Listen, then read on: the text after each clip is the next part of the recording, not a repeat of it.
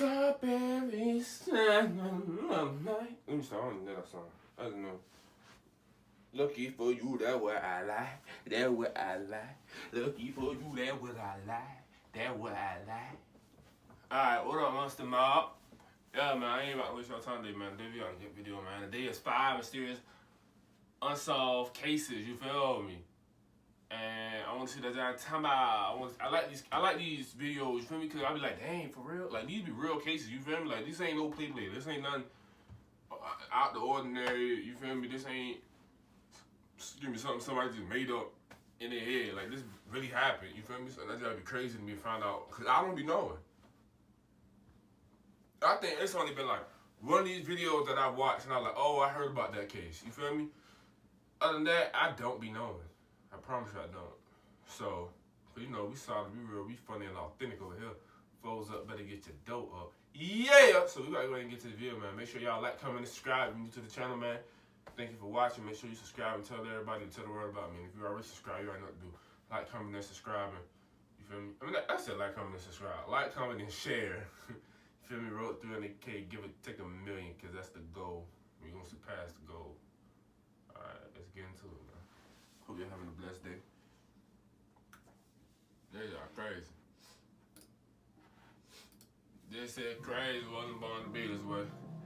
It's Adam and every night she pray. 5 Mysterious Unsolved Cases, Part 5.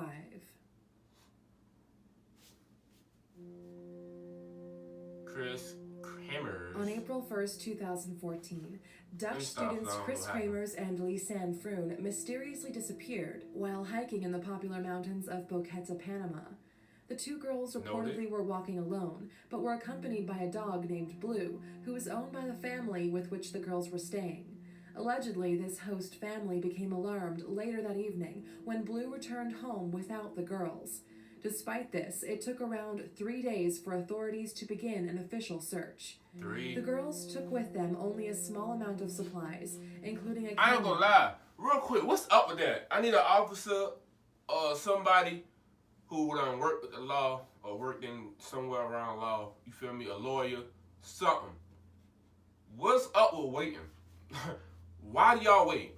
When somebody say somebody is missing, bro, if it ain't the first time, and it's like random, like they missing, why is you waiting? Like, oh, let's just see if they come back home. Maybe it's this, maybe it's not what you think. Maybe they just didn't let you know that they were going.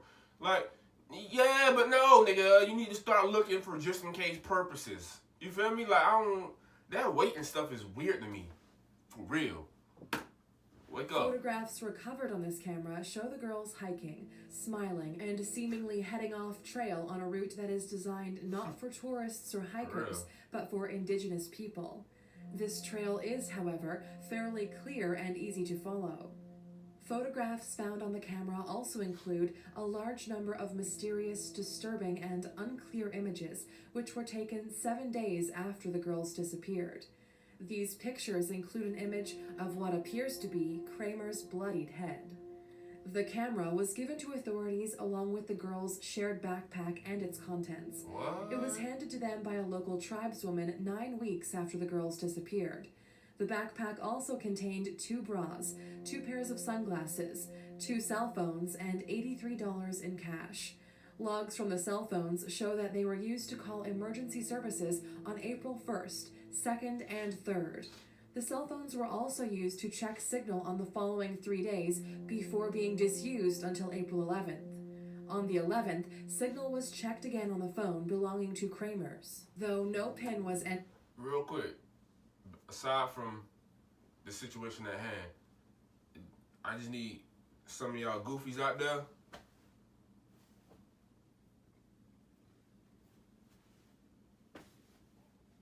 Catch my drift.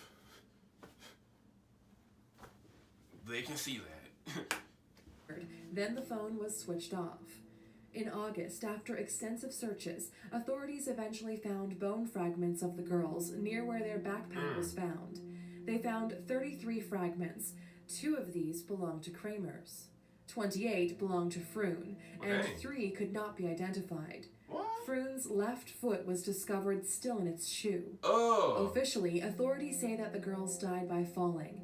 They speculate that Cramer's died first, which accounts for photographs of her bloodied head, and that Froon, after trying to leave her friend's body in a discoverable location, then later fell in a different place. The case, however, has many suspicious and alarming details.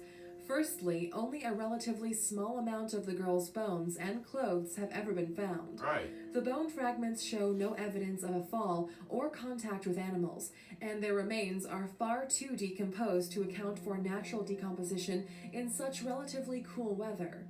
Some of the bones are also believed to have been bleached. Perhaps most strangely, there was a photograph deleted from the girls' camera. This photograph is non-recoverable, which implies that it may have been deleted using a computer. The contents of this photograph remain unknown. A number of photos have also not been released to the public. Although the authorities maintain that the girls died in a simple hiking accident, other investigators aren't so sure. In the last 8 years, around 25 unsolved killings and disappearances have occurred in the same region. Most of them happened after the girls went missing. Not going there. Not going there. Not trying to be funny at all. Not going there. Studying with this Chrome extension. At all. But no, by all means. Hey, what that mean, say? Nope. At all. Heck nah. That's weird. And why you ain't released the photos? What they got going on? Queen, who was found dead in the basement of her parents' home in 1996. She died in the early hours of December 26th. A garrote, which had been used to strangle her, was tied around her neck. She had most likely been sexually assaulted, and she had suffered a fractured skull from a heavy blow to the head. Duct tape covered her mouth. Nylon cord was found around her wrists, and her body was covered in a white blanket.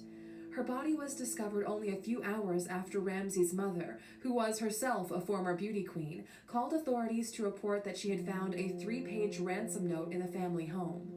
This ransom note demanded $118,000 from the family for their daughter's safe return. It contains many spelling errors, many strange phrases, and lots of unusual demands. The note was written on paper belonging to the family and was signed with the initials SBTC. When Ramsey's father found her body, he immediately moved it upstairs, irrevocably altering the crime scene. Strangely, Ramsey's mother claims that the clothes worn by the body of her daughter were not the same clothes which she was wearing for bed the previous night. The parents were initially considered as the main suspects in the case, along with Ramsey's 9-year-old brother, Burke, as there was no real evidence of a break-in at the family home. All 3 have since been officially exonerated. Investigators now believe that an intruder did indeed commit the crime. There had been many burglaries and sexual assaults in the nearby region at the time. I ain't going for it, because why would you... I ain't going for it, because ain't no burglar gonna, you feel me, do all that. A burglar, forget the sexual assault. A burglar, you can't use that word. A burglar is there to steal. And if need be, if he on that type of time, yeah. But burglar ain't there to just sexually assault a little girl. And then, no. What you gonna do all that for? It's a little girl. If you there to steal, it ain't no burglary. That's either they really owed somebody or them parents on some weird job, bro. Because why was she even in the basement? And what about the little boy? Alright. Folks is weird, boy. A local man named Gary Oliva was arrested on drug charges and was found carrying a photograph of Jean Bonnet in his backpack. He explained that the reason he had the photo was because he was deeply touched by the case. A friend of Oliva's claimed that he had received a phone call a day after the murder, where Oliva said, quote, "I hurt a little girl. I hurt a little girl." However, Oliva's DNA did not match the DNA found at the crime scene. John Mark Carr, a former elementary school teacher, was arrested in Bangkok and confessed to the crime, but his DNA also did not match anything found at the crime scene. His confession is considered to be false. During the autopsy, pineapple was found in the stomach of... Why is folks confessing to something they didn't do? What the heck going on, bro? This is Lindsay's funny, mind-boggling. but her parents I cannot don't even say remember it all. feeding pineapple to their daughter. The significance of this strange anomaly remains unknown. After all these years, the bizarre case still remains unsolved. Some still adamantly believe that the break-in claim is a lie, and there was instead a cover-up by the Ramsey parents and brother. Another wacky theory states that JonBenet Ramsey never died, and she is still in fact living as a world-famous pop singer under the name of Katy Perry, but we're not so sure. Whoa! Whoa! Hold on! Hold on! Can folk be really? Folk be really in some... 45-year-old fitness instructor Terry Missy Beavers was found murdered in a Texas church on April 18, 2016. Never mind, I'm shut up. She was at the church to prepare Cause if and you- lead one never of her mind. regular exercise classes. Her body, which was discovered by one of her students just before 5 a.m., had a number of brutal puncture wounds to the head and chest. Oh, dang. Several of the church doors and windows had been damaged and broken. CCTV footage shows an unidentified person walking through the church just moments before the murder. Strangely and somewhat disturbingly, this person was wearing SWAT gear. In the footage, they can be seen casually vandalizing the church with a hammer. The person's walk has led some to believe that the mysterious figure is a female, though this, of course, cannot be confirmed. That's weird. That's why I don't stay at buildings late, bro. I'm trying to tell you. You can go anywhere and get some police gear. I promise you. Investigators have established that the injuries on Beaver's body were most likely inflicted with a hammer. That's In the crazy. period leading up to the murder, Missy had been suffering from financial problems and marital issues, though her husband denies any role in the murder. She had also allegedly received a creepy and strange message on social networking site LinkedIn from an unknown male. During the investigation, Beaver's father-in-law was questioned by police after taking a woman's bloodied shirt to a dry cleaner. He claims that these stains were the result of a fight between his dog and another, which was confirmed by a local veterinarian. In this video, footage of Beaver's father-in-law and the person in the CCTV footage have been placed side by side. Many people believe that the two walks look very similar, with some stating they look identical. What do you think?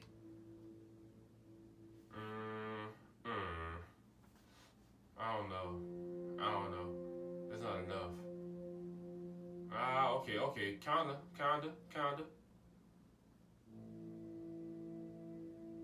Okay. Kinda. Okay, kinda. I don't know, though. That's weird. But why? That'd be my question with all this stuff. When it be like this, why? What's the, like... What? That's wild, though. Heck no, bruh. Alright, hot dang, next clip. Y'all wasting time, man. Walked in on a... Hold on. They are working based on the official assumption that Vehicle Beavers entry. walked in on a robbery in progress, which unfortunately led to her death. However, this is just a theory, and the case remains unsolved. Very disturbing news out of Vernon Central High School. What's going on? Let's turn this on. Okay. Hold on, let me check this out. I'm tripping. Make sure I'm still recording. At 1 p.m. I'm on good. February 13th, I'm good, I'm foul now. 13-year-old Abigail Williams and 14-year-old Liberty German were dropped off by a family member at an old bridge in Delphi, Indiana, to go on a short hike. I already seen this one. They were given instructions to return to the bridge at 5. Real quick, I already seen this on my last video. It was in my last video. This was retarded. Not on their end, because they're kids. Their parents, retarded. I don't care. I'm going to say it. I'm going to keep it real over here. You just got to listen to it, though. Listen. p.m. When they did not return, they were reported missing. The following day, their dead bodies were discovered on the trail. They were located only around 1 kilometer from where they had originally been dropped off. Just after 2 p.m. on the day of their disappearance, German eerily uploaded 2 pictures to Snapchat. One of these simply showed Williams hiking happily along the bridge. The other picture ominously showed a man following the 2 girls on their hike. It is believed that this man is the killer of the girls, and that German took this picture in order to help police discover him in case of their deaths. Right. A disturbing audio file was also found on German cell phone, in which the alleged killer can be heard calmly and quietly saying the 3 words, "down the hill."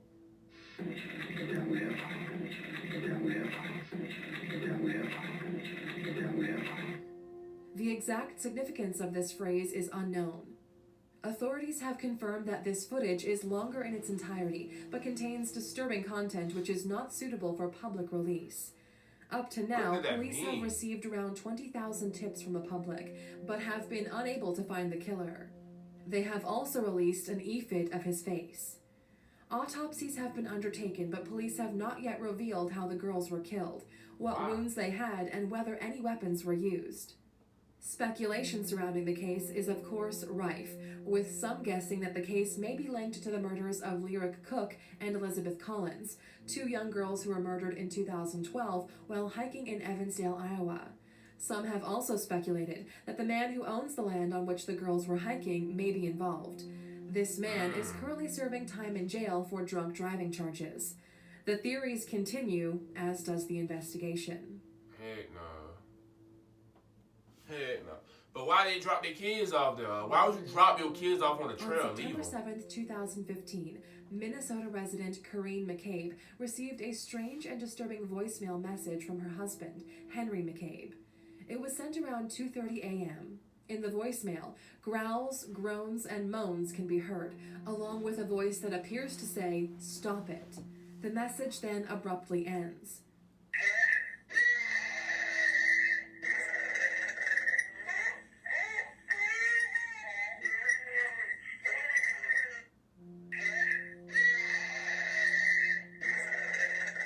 That just sounds very weird. I don't know what he's saying.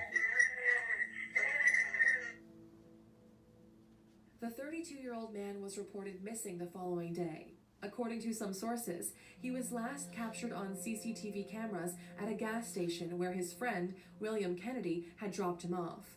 They, and perhaps some others, had been drinking together at a club in Spring Lake Park.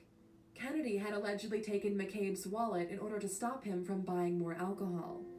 According to Kennedy, McCabe had asked to be dropped off at the gas station instead of at home. Wow. But what is particularly strange is that the gas station is in the opposite direction of where McCabe lives.